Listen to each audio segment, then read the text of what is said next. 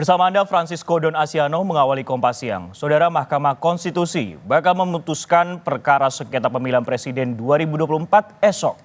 Sidang putusan mulai digelar pukul 9 pagi dan digabung dalam majelis yang sama.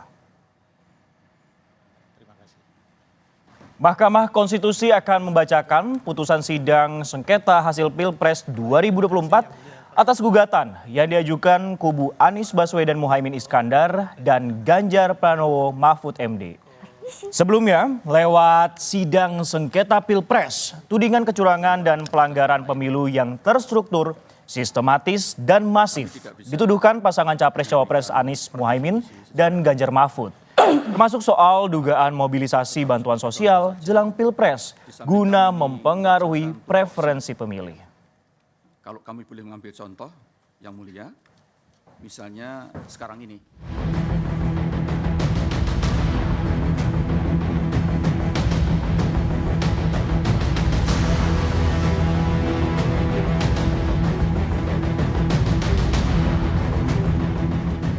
Mahkamah Konstitusi telah menggelar serangkaian sidang sengketa hasil Pilpres 2024 dan bakal membacakan putusan pada Senin 22 April. MK menjamin informasi dalam rapat permusyawaratan hakim yang mengadili gugatan ini tidak akan bocor. RPH itu, karena kita nggak bisa ngakses ya, RPH itu kan tertutup. Jadi saya nanti taunya sama seperti teman-teman, hasil RPH itu ketika nanti diucapkan itu, kita juga baru tahu. Apakah musyawarah mufakat, apakah seperti apa, nanti kita tahu itu di putusan di bagian akhir itu kan. Nggak tahu, nggak ada yang tahu kecuali hakim konstitusi dan petugas-petugas kita yang bersumpah. Sementara itu, tim pemenangan nasional Ganjar Mahfud optimistis Mahkamah Konstitusi akan mengabulkan semua gugatan dalam putusan sidang perselisihan hasil pemilihan umum pemilihan presiden 2024. Deputi Hukum TPN Ganjar Mahfud, Todung Mulya Lubis yakin MK akan membuat putusan yang progresif. Dalam sidang sengketa hasil Pilpres, kubu Ganjar Mahfud meminta MK untuk mendiskualifikasi Prabowo Gibran. Mereka juga meminta MK memerintahkan KPU menggelar pemungutan suara ulang di seluruh Indonesia. MK itu tidak hidup dalam satu ruangan hampa. Walaupun mereka diisolasi, mereka pasti akan mendengar ada suara-suara yang concern tentang demokrasi, tentang supremasi hukum, tentang kebenaran konstitusional, dan tentu tidak semuanya akan dipertimbangkan. Tapi saya yakin kebijaksanaan dan kearifan dan kenegarawanan hakim-hakim MK itu akan mempertimbangkan itu semua. Jadi saya tetap optimis, tetap membuka hati saya, ya, dan saya akan datang ke MK dengan kepala yang tegak dan berharap kita akan punya putusan yang progresif pada tanggal 22. Sebelumnya, tudingan kecurangan dan pelanggaran pemilu yang terstruktur, sistematis, dan masif dituduhkan pasangan Capres-Cawapres Anies Muhaimin dan Ganjar Mahfud dalam sidang sengketa Pilpres. Termasuk soal dugaan mobilisasi bantuan sosial jelang Pilpres guna memengaruhi preferensi pemilih. Tuduhan memenangkan Pilpres dengan cara curang langsung dibantah Presiden terpilih Prabowo Subianto. Prabowo menyebut tuduhan itu tidak berdasar serta melukai perasaan simpatisan dan para pemilih Prabowo Gibran. Di mana kami dituduh menggunakan cara-cara yang curang dengan menggunakan bansos maupun aparat penegak hukum. Kita sadari bersama bahwa itu adalah tuduhan yang tidak mendasar. Namun kami meminta kepada pendukung pasangan Prabowo Gibran, para pemilih yang sudah menggunakan hak pilihnya untuk selalu waspada, selalu hati-hati, dan tidak terpancing. Di sisi lain, gejolak politik di luar ruang sidang sengketa Pilpres masih berlangsung panas. Ketua Umum Partai Kebangkitan Bangsa Muhaimin Iskandar mengaku hingga saat ini belum ada komunikasi untuk bergabung dengan koalisi besar Prabowo. Meski sempat mengunggah foto dengan Ketua Harian DPP Gerindra sekaligus Wakil Ketua DPR Sufmi Dasko di media sosial miliknya, Caimin menyebut foto itu hanya sebatas silaturahmi sesama pimpinan DPR RI. Satu kantor dengan Pak Dasko, tapi sudah berbulan-bulan saya nggak pernah ketemu, dan ya sejak Pilpres pendaftaran sampai kemarin itu baru pertama kali ketemu. Tidak ada makna yang lain ya, karena Pak Dasko juga nggak pernah ngajak ngomong apa-apa sih. Sebelum membacakan putusan, Hakim MK menggelar rapat permusyawaratan hakim secara maraton sejak 16 April lalu. MK menjamin tidak akan deadlock alias jalan buntu dalam pengambilan putusan sengketa Pilpres 2024. Tim Liputan Kompas TV. Saudara Guru Besar dan Sivitas Akademika UGM Yogyakarta menggelar aksi mengawal putusan sidang MK dalam penanganan sengketa Pilpres 2024. Aksi digelar sebagai bentuk dukungan moral terhadap para hakim. Aksi yang mengawal sidang putusan sengketa Pilpres 2024 digelar Guru Besar dan Sivitas Akademika UGM Yogyakarta di Gedung Balairung UGM. Bertepatan dengan Hari Kartini, 8 perempuan dari Sivitas Akademika UGM didaulat untuk berorasi.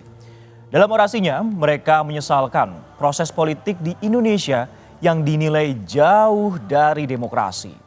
Campur tangan pemerintah di pemilu 2024 jadi sorotan Sivitas Akademika UGM. Ini merupakan pagi yang sangat penting. Selain tanggal 21 April adalah hari lahirnya Ibu Kartini, dan tadi Pak Heru sudah menyampaikan bahwa Balairung adalah simbol hidupnya harapan, simbol hidupnya perjuangan, dan simbol hidupnya kita tidak akan pernah berhenti menyuarakan hati. Kita terhubung dengan jurnalis Kompas TV di Gedung Mahkamah Konstitusi bersama Putri Oktaviani di sana. Okta, selamat siang. Bagaimana untuk situasi di Gedung Mahkamah Konstitusi jelang pembacaan hasil sidang pada esok hari, Okta?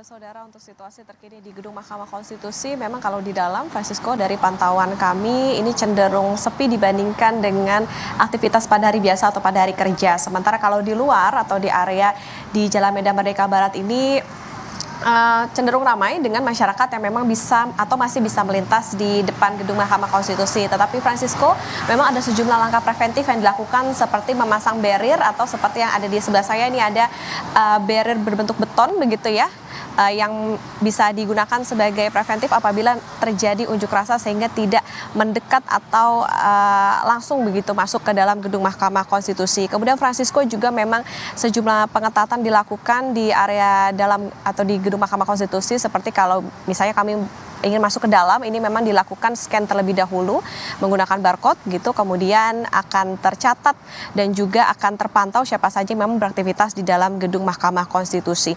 Hari ini Francisco dijadwalkan memang adalah rapat musyawaratan hakim yang sudah digelar sejak tanggal 16 April 2024. Jadi RPH ini dilakukan setelah semua pihak yang terlibat ini menyampaikan kesimpulan. Tapi Francisco, memang RPH ini dilakukan secara tertutup sehingga pantauan kami pun juga terbatas terkait dengan aktivitas yang dilakukan dalam RPH.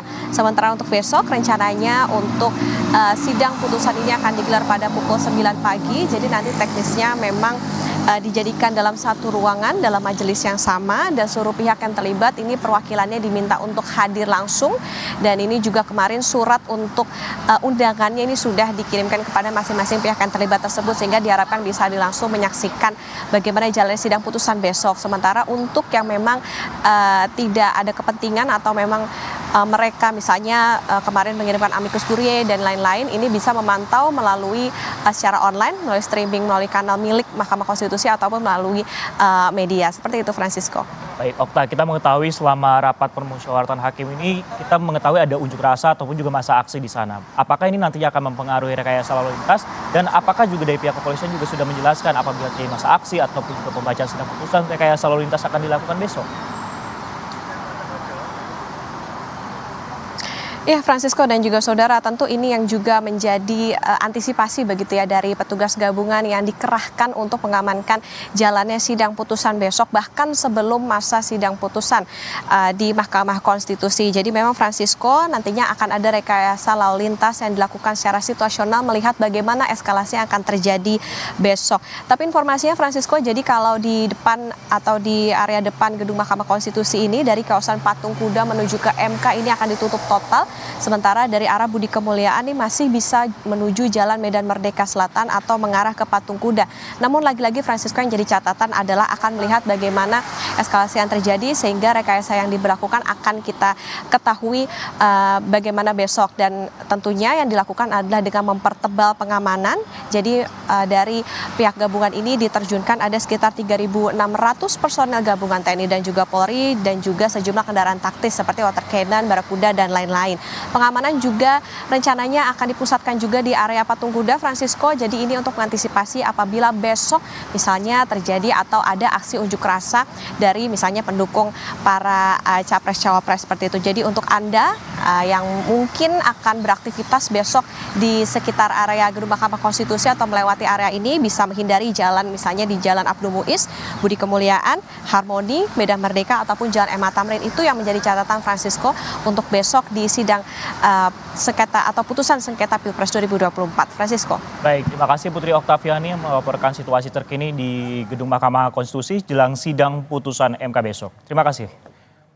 Saudara, selanjutnya kita akan berdiskusi ataupun juga berdialog terkait putusan sidang sengketa Pilpres 2024 di Mahkamah Konstitusi esok. Kita terhubung dengan pakar hukum tata negara Universitas Bhayangkara Jakarta Raya, Profesor Juanda. Prof Juanda, selamat siang. Terima kasih telah bergabung dengan Kompas Siang. Prof, melihat sidang sebelumnya, bagaimana untuk putusan MK besok ini? Dalam RPH-nya apakah nanti akan deadlock dengan putusannya ini? Terima kasih. Saya bukan lagi di Universitas Bhayangkara Jakarta Raya, sudah pindah, dan saya kira tidak ada masalah. Yang jelas kalau kita lihat dari peta hakim yang ada di majelis di Mahkamah Konstitusi, saya melihat itu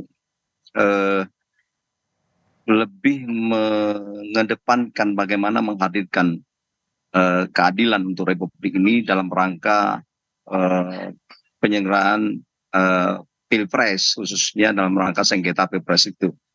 Artinya yang ingin saya sampaikan bahwa saya berangkat dari pengalaman. Kalau melihat dari peta majelis hakim dari 8, satu tidak bisa. Dari 8 itu 2 baru, terus yang 6 adalah hakim yang lama. Dari 8 itu saya melihat untuk putusan 90 dulu, ya, saya berkeyakinan dari 8 yang ada berkacamata pada putusan 90 kemarin, maka saya cenderung melihat hakimnya adalah lebih mengedepankan soal keadilan substantif dan menggunakan paham hukum progresif. Artinya tidak paham legalistik, formalistik yang hanya berkutat pada angka-angka. Atas dasar pengamatan dan penelitian tersebut, saya melihat peluang untuk dikabulkan permohonan 01 dan 03 itu cukup besar, ya. Tetapi semuanya memang terpulang kepada hakim masing-masing. Yang paling tahu sebenarnya adalah hakim. Bisa saja itu tidak tepat pandangan saya, tetapi paling tidak saya beralasan bahwa melihat selama ini pengalaman dan integritas dari hakim yang ada sekarang, saya masih meyakini 6 hakim itu masih berpegang pada paham hukum progresif. Artinya tidak berkutat pada soal prosedur formalitas, tidak berkutat pada hanya angka-angka, sehingga peluang untuk dikabulkan permohonan 01 03 cukup besar. Oke, Prof Juanda menyebutkan berkali-kali ini, beberapa kali adalah peluang besar akan dikabulkan untuk permohonan dari 01 ataupun juga 03 karena tadi juga dijelaskan menghadirkan keadilan pada Pilpres. Apakah salah satu faktornya ini karena amicus curiae atau sahabat pengadilan yang juga turut dibahas dalam rapat pemusyawaratan hakim? Karena kita mengetahui setidaknya ada 14 kemudian surat dari sahabat pengadilan ini yang juga ikut turut dibahas dalam RPH tersebut, Prof Juanda. Ya, saya kira begini ya.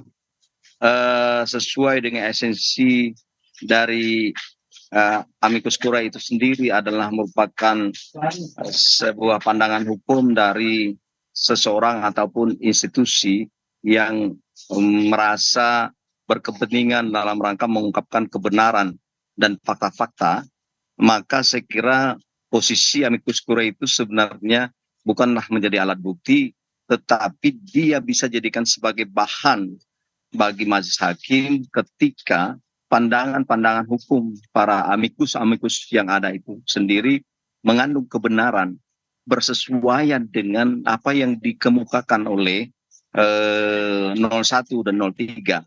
Tetapi kalau tidak bersesuaian, maka itu pun tidak wajib hakim itu untuk mempertimbangkan. Tetapi kalau memang hakim itu berdasarkan pemikiran yang sangat prinsipil, mereka memegang sebuah prinsip konstitusi, bagaimana keadilan dihadirkan, bagaimana misalnya ada fakta-fakta yang menunjukkan apa yang dikemukakan oleh 01, 03 itu terbukti, ada pelanggaran secara substansi terhadap azas penyelenggaraan pemilu, azas adil, azas tidak fair misalnya, kemudian sesuai dengan esensi kewenangan dari Mahkamah Konstitusi itu sendiri, ada dalam rangka menegakkan konstitusi, dalam rangka menegakkan hukum, dalam rangka menghadirkan keadilan untuk Republik ini, untuk orang banyak, untuk 200 kurang lebih jutaan masa depan bangsa ini di dalam soal proses demokrasi, soal pilpres, untuk memilih pemimpin yang benar. Saya yakin bahwa itu amicus curiae yang bersesuaian itu dapat dipertimbangkan. Tetapi kalau memang majelis hakim melihat bahwa ternyata bahwa apa yang dikemukakan oleh 01, apa yang dikemukakan oleh 03 itu tidak bisa dibuktikan atau tidak bisa meyakinkan majelis hakim, maka amicus curiae ini juga bisa diabaikan oleh majelis hakim. Jadi tidak tergantung pada amicus curiae itu dalam rangka hakim rapat di dalam mengambil keputusan di dalam RPH yang sekarang mungkin sedang berlangsung. Baik, untuk amicus curiae ini akan menjadi bahan untuk majelis hakim pertimbangan seperti itu, namun tetap pada terkait kesesuaiannya seperti itu. Nah, untuk konsekuensi dari putusan besok akan seperti apa, Prof Juanda, apabila kemudian permohonan ini diterima oleh majelis hakim ataupun juga tidak? Apa saja kemudian peluang-peluang dari konsekuensi yang akan terjadi pada esok hari? Ya, saya kira konsekuensinya apapun, apakah pertama, ya katakanlah diterima, dikabulkan, apakah dikabul sebagian? Sebab kalau kita membaca dari permohonan pemohon 01 dan 03 itu, saya ambil intisarinya saja bahwa itu pertama adalah untuk mendiskualifikasi ya Gibran misalnya. Nah, ketika misalnya itu diterima, maka konsekuensinya tentu yang sangat mendasar adalah bagaimana Prabowo dan KPU menyiapkan untuk menyiapkan calon pengganti Gibran. Itu konsekuensinya, ya. Yang kedua adalah ketika misalnya itu tidak dikabulkan oleh majelis hakim, tapi ada alternatif kedua, misalnya katakanlah melakukan PSU ya di seluruh Indonesia atau di sebagian besar di tempat-tempat tertentu misalnya.